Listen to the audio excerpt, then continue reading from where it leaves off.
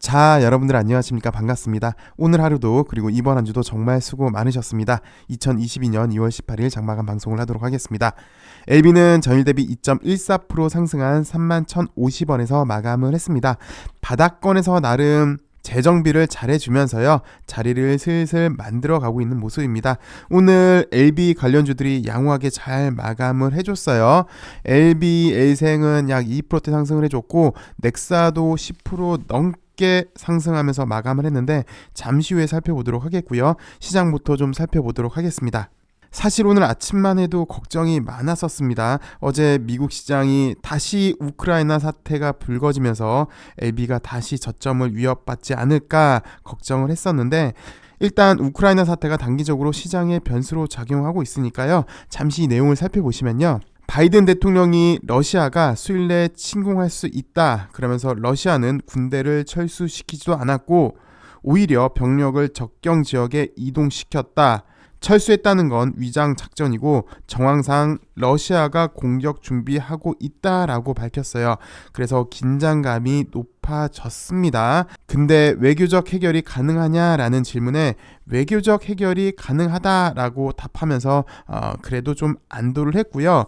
그런데 러시아는 이렇게 얘기를 합니다. 우리는 철군 중에 있는 게 맞다. 당연히 철수하는데 시간이 걸릴 수밖에 없다라고 밝혔는데, 글쎄요, 누구 말이 맞는지, 러시아의 위장 전술인지 아니면 바이든 지금 현재 미 정부가 외교 주도권을 좀 잃어버렸잖아요. 그래서 이거를 다시 획득하기 위해서 이렇게 하는 건지는 글쎄 좀 봐야 되겠습니다. 그리고 어제 또 블링컨 미 국무장관이 유엔 연설에서 러시아가 향후 며칠 내 지상군, 항공, 선박을 포함한 병력이 우크라이나 공격할 준비를 하고 있다라는 점을 명백히라는 말을 썼어요. 시사한다라고 밝혔는데요. 그러면서 러시아가 공격 구실을 지어내고, 이게 이제 첫 번째 단계고요. 그리고 그 다음 두 번째 단계는 그 대응을 명분으로 최고위급 비상회의를 소집한 뒤에, 그리고 이제 마지막으로 공격을 개시한다라는 시나리오도 공개를 했습니다. 그래서 많이 불안했는데요. 이 발언 후에 바이든 대통령이랑 같이 외교적 해법은 있다라고 밝혔어요. 그래서 미러 외교부 장관 회의를 개최하겠다라는 소식이 들리면서 시장은 일단 안도를 했고요. 그래서 시장이 이렇게 반등에 성공을 했습니다. 일단 20일 정도가 고비라고 합니다. 그때 이제 올림픽이 끝나니까 그때가 한 번의 고비는 더 있을 것이다 라고 얘기를 하고 있는데요. 글쎄요, 이렇게 서로 강약 조절을 좀 하면서 시간을 좀 끌지 않겠느냐라는 시각이 며칠 전부터 계속 말씀드리고 있는데, 그런 시각이 좀 우세한 것 같습니다. 참고해 주시고요. LB로 다시 돌아와서요. 오늘 사실 시장 변수로 걱정도 많이 했는데 시장이 반등을 해주면서 다행인 하루였습니다. 그리고 정말 간만에 또 베트남발 바람이 불고 있는데요. 주가행 자료를 좀 살펴보시면요.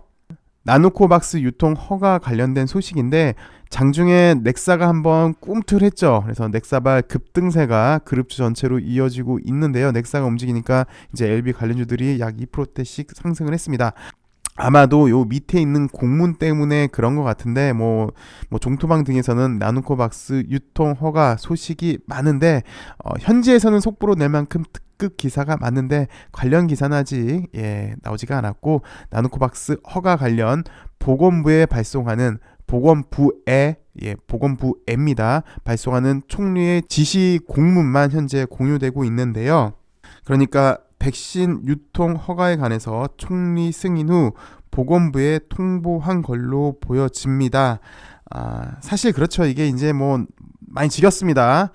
베트남발 소식이 솔직히 승인이 되고 남은 시간이죠. 지금이었으면 원래 작년 추석 정도가 사실 딱 적당한 타이밍이었던 것 같은데, 그로부터 벌써 지금이 2월도 거의 이제 막바지로 20일로 이제 향해 가고 있는데 너무 지체됐어요. 그래서 지금은 이제 승인 나도 되지 않을까 그렇게 생각이 듭니다.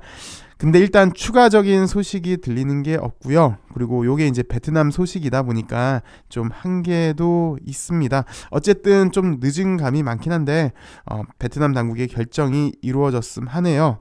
계속해서 또 주가행 자료 보시면 이제 이게 사실이라면 LB가 대전환 추세 전환을 가져올 만한 임팩트인데 이제 주가에서 좀 더 확인해보고 공유한다고 했는데 글쎄요, 뭐 예상치여서 별 의미는 없습니다만 뭐 좀 전에도 우리가 얘기를 했지만 이미 나올 때는 지났고요. 또 나쁘게만 보자면 철이 지났다라고 얘기를 하시는 분도 계세요. 뭐 글쎄요, 이거는 시장이 평가를 해줘야 될 것 같은데 결국 우리나라도 지금 10만 명을 넘어섰습니다, 이제. 그리고 전 세계적으로 뭐 물론 이제 미국은 살짝 꺾이긴 했어요. 그래서 이제 마스크도 해제를 하겠다라는 말도 돌고 있는데 근데 제일 우선은 일단 무조건 백신은 맞아야 돼요. 그거는 대전제고 게다가 마스크까지 벗는다면 사실 위험하잖아요. 근데 우리가 살짝 알아봤지만 나노코비 플러스 비강용 스프레이 있죠. 칙칙 뿌리는 나름 효과가 좋다고 하는데 마스크도 벗는다면 이 비강용 스프레이도 사실 기대가 됩니다. 마스크보다 더 효율적이라면 들고 다니면서 하루에 3번씩 뿌려주는 게 사실은 좋죠. 그래서 이것도 일단 기대가 되는데 그보다 우선 베트남 당국의 결정이 우선인 것 같고요. 그리고 또 사실 그렇잖아요. 올해 LB가 해야 할 일들이 상당히 많이 있습니다. 뭐 위드 코로나 사업은 일단 제껴두고래도 항암 부분 관련해서는 리보세라님 무조건 나와야 되고요. 그 다음에 이뮤노믹도 나와야 되고요. 그 다음에 아필리아도 나와야 되는데 일단 순서상으로 보면은 엘테라 프리 BLA가 2월 말에 있고 또 우리가 며칠 전에 알아봤지만 엘레바도 2월 24일, 25일 요때 학회 참가한다고 하니까 연이어 좀 좋은 소식을 한번 기대해 보도록 하겠습니다. 자리상으로만 보면요, LB는 일단 요 하단부를 좀 넘어서 여기 다시 상단부로 좀 올라와 줘야 돼요. 그래서 33,000원 언저리를 일단 좀 돌파를 해 줘야 될 것 같습니다. 그 다음에 L생도요, LB랑 또 똑같은데 얘도 요 하단부를 넘어서 여기 12,000원 언저리를 일단 좀 올라와 줘야 되는 그런 모습에 있고요. LG도 똑같습니다. 하물며 LG도 가격도 똑같은 것 같아요. 요 밑에 하단부를 벗어나서 요 상단부에 올라와야 되는데 요게 이제 또 12,000원이 되겠죠. 엘테라 역시 마찬가지고요. 엘테라도 요 하단부를 넘어서 요 13,000원대 일단 진입부터 해야 될 것 같은데 나름 어저께 말씀을 드렸는데 넥사랑 엘테라 같은 경우는 좀 더 많이 처졌잖아요.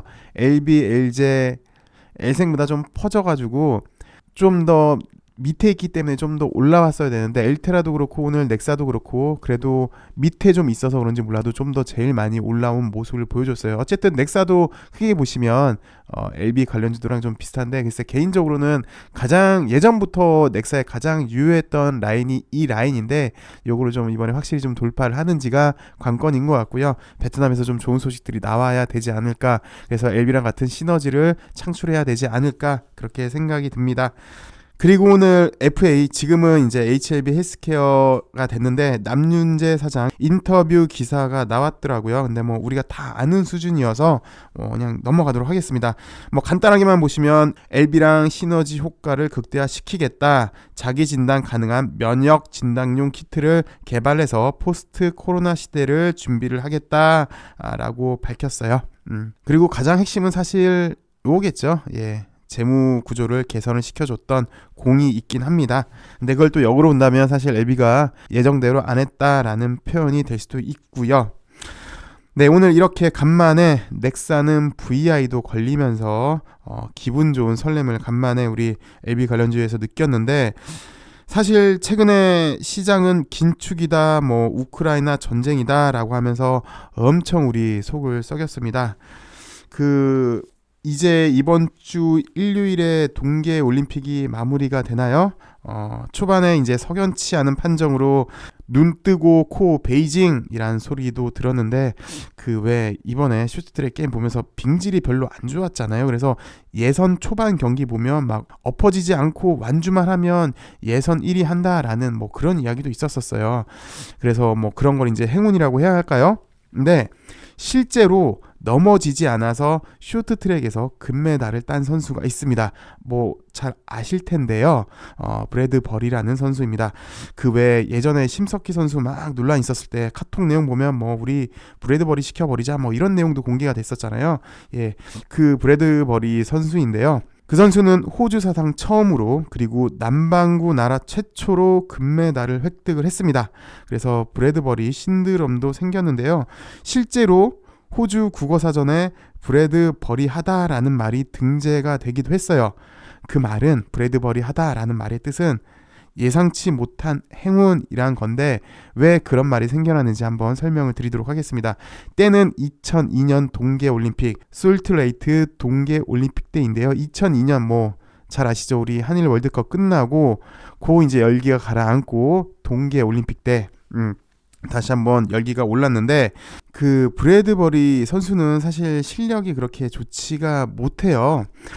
일단 준준 결승을 시작을 하게 되는데 4명이 출전을 했는데 3등으로 최종 라인을 들어왔어요. 근데 잘 아시겠지만 2등까지만 이제 그 윗 라인, 그러니까 준결승에 진출할 수 있는 건데 3등으로 들어와서 아쉽게 이제 탈락이 될 뻔했었는데 정말 운 좋게 2등으로 들어온 선수가 실격 처리가 되면서 3등으로 들어왔던 브래드버리가 2등으로 준결승에 진출하게 됩니다.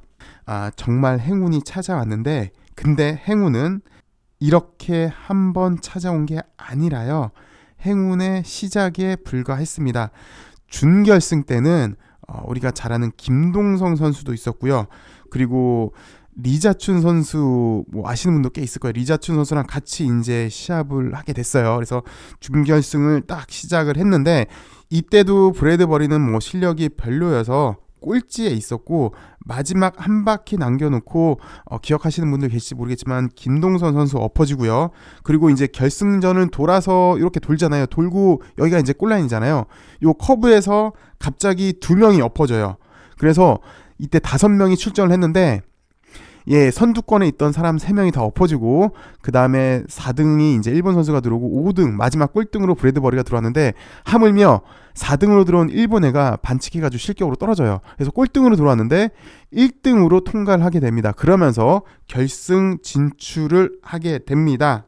행운이 벌써 2번째로 찾아왔네요. 정말 기적의 연속이죠. 준준결승, 준결승까지요.